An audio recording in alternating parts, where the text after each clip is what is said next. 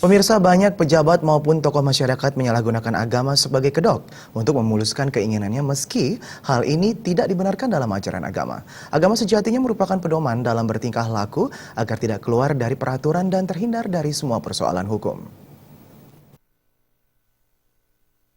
Tokoh pencerahan Jero Dalang Pandey Ketut Keja Kinayes sangat menyayangkan jika sejumlah oknum menyalahgunakan agama sebagai kedok dalam memuluskan tujuannya, meski hal tersebut dilarang. Agama pada dasarnya mengandung pedoman hidup yang berisi larangan-larangan dan perintah tentang hal-hal yang baik untuk dilakukan maupun yang tidak. Pelaksanaan ajaran agama akan bermuara pada diri manusia, sedangkan orang lain hanya dapat melihat dari sisi luarnya.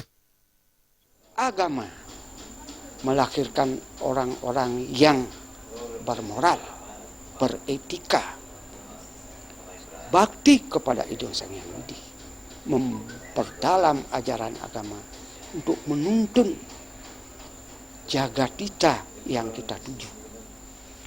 Kalau ini tidak seimbang antara agama dengan pendidikan, maka kehidupan kita akan pincang. Sebab banyak orang-orang intelek, orang profesi, tapi menyampingkan ajaran agama. Buktinya apa? Berapa pejabat itu orang-orang intelek yang ditangkap oleh KPK.